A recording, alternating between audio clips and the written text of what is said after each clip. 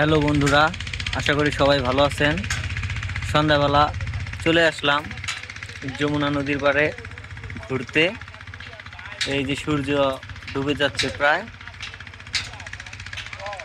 সত্যি পরিবেশটা অনেক সুন্দর, আসলে বলে বোঝানো যাবে না। আমি আপনাদের দেখাচ্ছি আসলে এই পরিবেশটা কেমন।